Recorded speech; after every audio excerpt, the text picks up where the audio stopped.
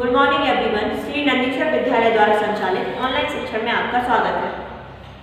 अभी हम देख रहे थे अपना 7वां अध्याय जो कि था नियुक्तिकरण, जिसमें अपन भर्ती के बारे में पढ़ चुके हैं और उसके पहले हमने नियुक्तिकरण के बारे में देखा था। तो भर्ती का मतलब क्या होता है, इसके अंतर्गत क्या होता है, कर्मचारियों के लिए आवेदन पत्र आते हैं और उन आवेदन पत्रों को हमें इकट्ठा करना पड़ता है और उसके बाद में से हम क्या करते हैं, कर्मचारियों का चयन करते हैं, जो कि भर्ती के बाद की प्रक्रिया है। तो अब अपन यहाँ पर देखते हैं भर्ती के स्रोत कौन कौन से होते हैं, यानी कि किसी भी व्यवसाय में भर्ती किन किन स्रोतों के माध्यम से की जाती है। तो भर्ती के दो स्रोत होते हैं, पहला होता है आंतरिक और दूसरा होता है बाहरी स्रोत। तो अब आपको नाम से ही स्पष्ट हो गया होगा कि आंतरिक स्रोत का मतलब क्या होता है, जिसके अंतर्गत संस्था में कर्मचारियों की भर्ती अंदर ही अंदर होती है। यानी कि मान लीजिए एक संस्था चल रही है जिसमें 20 कर्मचारी कार्य कर रहे हैं। अब उन्हीं कर्मचारियों में से अगर अपन को संस्था में भर्ती करनी है तो वो होगा हमारा आंतरिक स्रोत। अगर हम बात करें बाहरी स्रोत की, तो बाहरी स्रोत का मतलब होता है जब संस्था के कर्मचारियों की ही भर्ती ना कर बाहर से हम नए कर्मचारियों को अपने व्यवसाय में लाते हैं, तो वो होती है हमारी बाहरी स्रोत। ठीक है, अब यहाँ पर देखते हैं कि आंतरिक स्रोत कौन कौन से होते हैं। तो सबसे पहले हमारा आंतरिक स्रोत होता है पदोन्नति। इसका मतलब ये होता है कि किसी भी संस्था में कोई कर्मचारी कार्य कर रहा है, ठीक है, अब वो कर्मचारी बहुत अच्छा काम करता है तो हम क्या करते हैं, उसका प्रमोशन कर देते हैं। अब प्रमोशन करने से उसके नीचे का पद खाली तो हो जाता है, बट उससे क्या होता है, संस्था ही करके कर्मचारी उसमें भर्ती होती जा रही है। हमें अलग से बाहरी रूप से कर्मचारियों को बुलाने की आवश्यकता नहीं होती है। उस चीज को हम कहते हैं कि वो पदोन्नति है।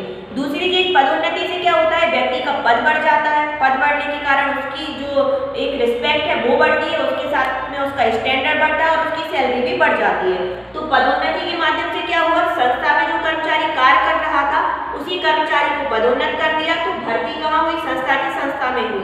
इसीलिए हम क्या कहते हैं, इसको आंतरिक स्रोत है। ये आपके क्या होता है, ऑब्जेक्टिव में भी आते हैं आंतरिक और बाहरी स्रोत के बारे में, तो आप इसको अच्छे से रीड करिएगा। दूसरा होता है स्थानांतरण। अब इसका मतलब क्या होता है, संस्था में कर्मचारी कार्य कर रहे होते हैं तो बहुत सारे विभाग और उसकी शाखाएं रहती हैं। तो कभी कभी किसी विभाग या शाखा में जब कर्मचारियों की संख्या अधिक हो जाती है तो हम क्या करते हैं, उन्हीं कर्मचारियों को दूसरे विभागों में ट्रांसफर कर देती है। यानी कि मान लीजिए क्रय विभाग में जनसंख्या ज्यादा थी, विक्रय विभाग में कम थी, तो हमने उन कर्मचारियों को विक्रय विभाग में भेज दिया या विज्ञापन विभाग में भेज दिया या विपणन विभाग में भेज दिया। तो स्थानांतरण का मतलब होता है कर्मचारियों की संख्या अधिक होती है तो हम क्या करते हैं, उनको दूसरे स्थान पर कार्य करने के लिए भेज देते हैं, तो उसको कहते हैं स्थानांतरण, जो कि आंतरिक स्रोत है। तीसरा होता है जबरी छुट्टी।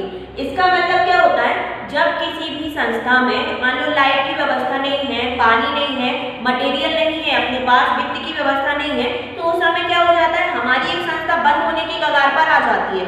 अब संस्था में क्या करते हैं, बंद होने की कगार पर है तो हम कर्मचारियों से कह देते हैं कि आप अब हमारी संस्था को छोड़कर चले जाइए। लेकिन ऐसा नहीं कि उनको परमानेंटली भेज दिया जाता है।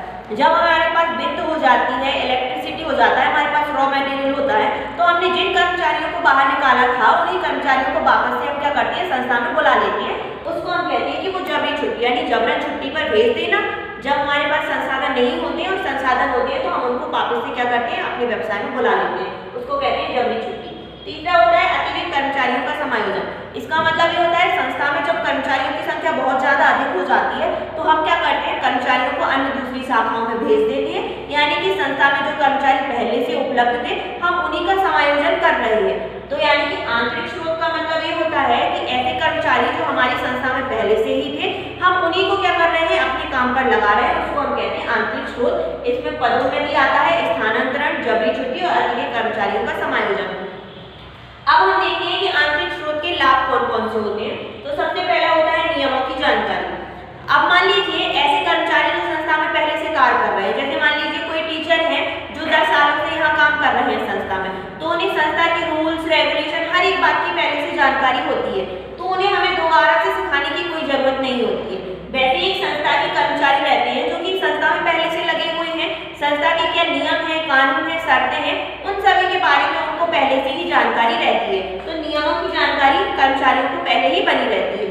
दूसरा होता है मनोबल में वृद्धि।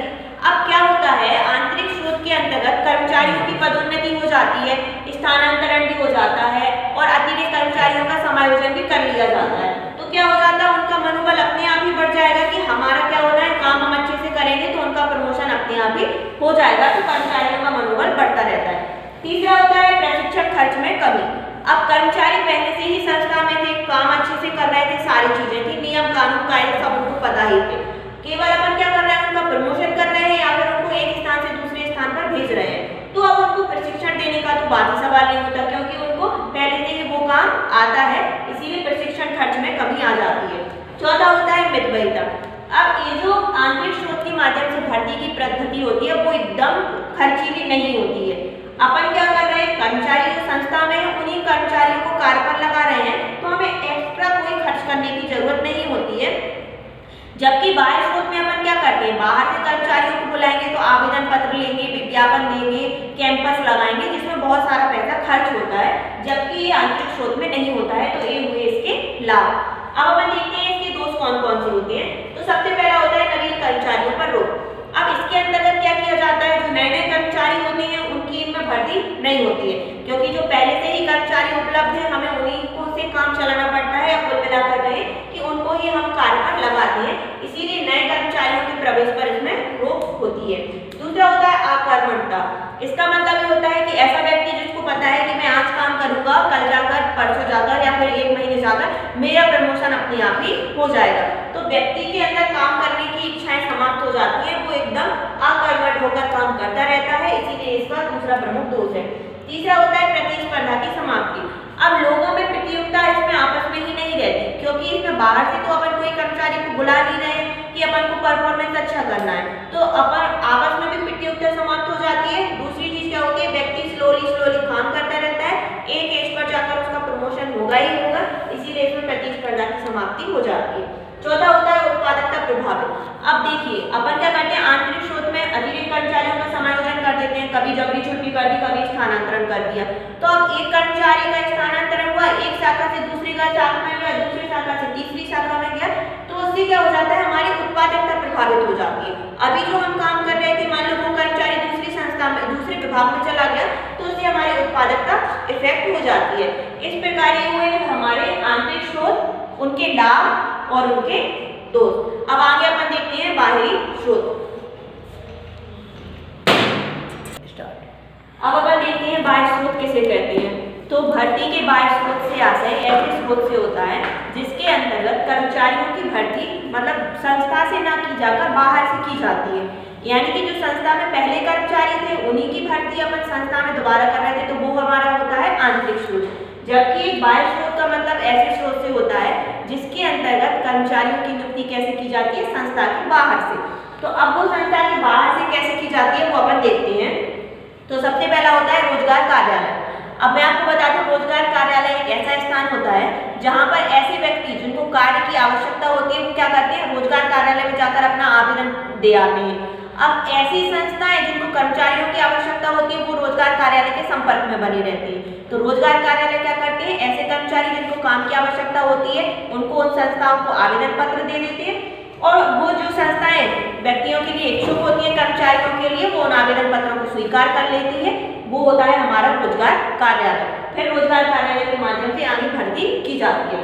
दूसरा होता है संस्था के भूतपूर्व कर्मचारी। इसका मतलब ये होता है कि ऐसे कर्मचारी जो संस्था किसी कारणों से छोड़कर चले गए थे, मान लो किसी की दुर्घटना हो गई हो या किसी की कोई पर्सनल प्रॉब्लम हो, फैमिली प्रॉब्लम हो, तो वो संस्था को छोड़कर चले गए थे। अब वो संस्था को छोड़कर चले गए, लेकिन वो कर्मचारी वापस से आवेदन पत्र देकर वापस से उसी संस्था में आ जाते हैं, तो उसको हम कहते हैं कि वो संस्था के भूतपूर्व कर्मचारी हैं। यानी कि मान लीजिए कोई टीचर अपने स्कूल छोड़कर चला गया, स्कूल छोड़कर कोई उसका रीजन था, अब वो वापस से वो स्कूल दोबारा वही स्कूल ज्वाइन कर देता है, तो वो संस्था के भूतपूर्व कर्मचारियों की श्रेणी में आएगा। ये भी भर्ती का बाह्य स्रोत माना जाता है। तीसरा होता है कर्मचारियों के मित्र और रिश्तेदार। इसका मतलब ये होता है कि संस्था में ऑलरेडी जो कर्मचारी पहले से कार्य कर रहे हैं, अब उनके कुछ मित्र होंगे, कुछ रिश्तेदार होंगे, उनकी सिफारिश अपने बॉस से लगा देना कि फलाना फलाना मेरा मित्र है और मेरा रिश्तेदार है, वो इस संस्था में कार्य करना चाहता है और आप उसका इंटरव्यू लीजिए और उसको संस्था में रख लीजिए। तो वो होता है भर्ती का बाह्य स्रोत, यानी कि कर्मचारियों के जो मित्र और रिश्तेदार हैं उनकी भर्ती अपनी संस्था में कर लेना। चौथा होता है समाचार पत्रों में विज्ञापन। ये तो आधुनिक समय में चल ही रहा है, पर न्यूज़पेपर में देखते हैं कि बहुत सारे विज्ञापन आते हैं कि इस कंपनी में वैकेंसी निकली है, इस विद्यालय में वैकेंसी निकली है, इस तरीके की।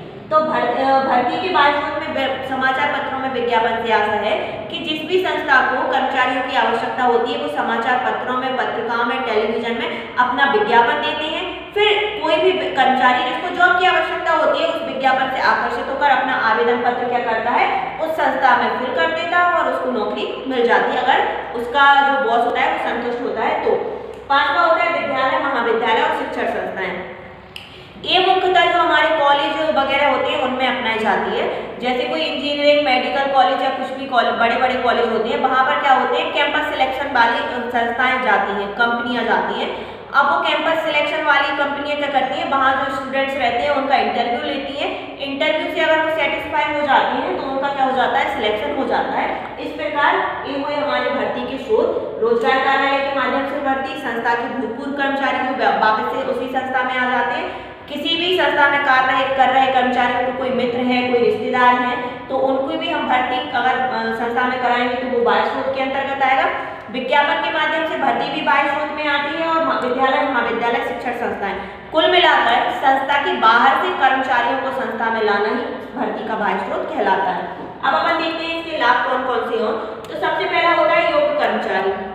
अब भर्ती के बाह्य स्रोत के अंतर्गत क्या होता है, बहुत सारे आवेदन हमारे पास आते हैं, तो अब जो व्यक्ति योग्य होगा हम उसी कर्मचारी का चयन क्या करेंगे, अपने व्यवसाय में कर लेंगे। तो यानी कि इसमें योग्यता आधारित भर्ती होती है, जो व्यक्ति जितना योग्य होगा उसको हम अपनी संस्था में रखेंगे। ये होता है हमारा सबसे पहला लाभ कि इसमें हमें योग्य कर्मचारी मिल जाती है।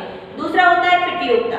अब इसमें क्या होता है, प्रतियोगिता बढ़ती जाती है। जो पुराने कर्मचारी हैं वो और जो नए कर्मचारी व्यवसाय में आने वाले हैं वो, तो आपस में ही कंपटीशन बढ़ेगा। तो हर व्यक्ति चाहेगा कि मैं ही संस्था में कार्य करूं, तो व्यक्ति क्या करता है, ज्यादा से ज्यादा अच्छा काम करता है और कंपटीशन इसमें बढ़ जाता है। तीसरा होता है पक्षपात की संभावना नहीं, जो व्यक्ति योग्य होगा उसका ही चयन होगा, इसीलिए इसमें किसी भी प्रकार का भेदभाव नहीं किया जाता है कि उनके मित्र हैं या रिश्तेदार हैं, ये हमारे जान पहचान के, सिफारिश की कोई संभावना नहीं होती है। जो व्यक्ति योग्य होगा उसका चयन हम इस पर करेंगे, तो इसमें किसी भी प्रकार का पक्षपात और भेदभाव नहीं किया जाता है। अब चौथा होता है नई प्रतिभाएं।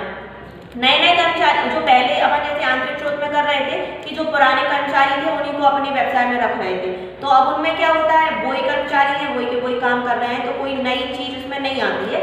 जबकि बाहरी स्रोत में हम क्या करते हैं, जब नए कर्मचारी व्यवसाय में लाते हैं तो उनकी नई प्रतिभाएं हमें देखने को मिलती हैं। कोई विज्ञापन अच्छा कर लेता है, कोई बोलने में एक्टिव रहता है, कोई सेलिंग में एक्टिव रहता है, तो नई प्रतिभाएं हमें बाह्य स्रोत के माध्यम से मिल जाती हैं। अब अपन यहाँ पर देखते हैं बाह्य स्रोत के कौन कौन से दोष हैं। तो सबसे पहला होता है वर्तमान कर्मचारियों में असंतोष। ये तो सीधी सी बात है कि जैसे संस्था में पहले से कोई कर्मचारी कार्य कर रहे हैं, अब अपन बाहर से भी कर्मचारियों को बुलाएंगे तो उनमें एक असंतोष रहता है कि क्या हम पहले अच्छा काम नहीं कर रहे थे जो हमारी जगह दूसरे कर्मचारियों को बुलाया जा रहा है। दूसरी चीज, बाई चांस मान लीजिए नए कर्मचारियों को इनसे ऊपर के पद पर रख लिया, तो वर्तमान कर्मचारी क्या सोचते हैं कि हम इतने कैपेबल नहीं थे कि नए कर्मचारियों को व्यवसाय में लाया जा रहा है, तो वर्तमान कर्मचारी अच्छे से कार्य नहीं करते हैं। दूसरा होता है महंगी प्रक्रिया।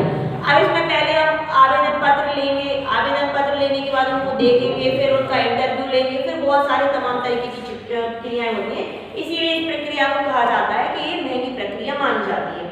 दूसरा होता है दीर्घ प्रक्रिया, यानी कि आंतरिक स्रोत में तो क्या था, वही के वही कर्मचारियों को रखना था, तो प्रक्रिया बहुत छोटी थी। लेकिन अब इसमें क्या करना पड़ता है, बाहर से कर्मचारियों से आवेदन पत्र लेना पड़ता है, फिर आवेदन पत्रों को देखना पड़ता है, फिर जो योग्य होता है उनके आवेदन पत्र अपन रख लेते हैं, तो ये प्रक्रिया कैसी हो जाती है, बहुत दीर्घ मानी जाती है।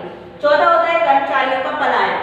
अब इसमें वर्तमान कर्मचारी जो संस्था में पहले से कार्य कर रहे होते हैं, उनको पता है कि बाहर से कर्मचारी आने वाले हैं, या फिर उन्हें मन मुताबिक काम नहीं मिलता है, तो वो क्या करते हैं, संस्था छोड़कर चले जाते हैं।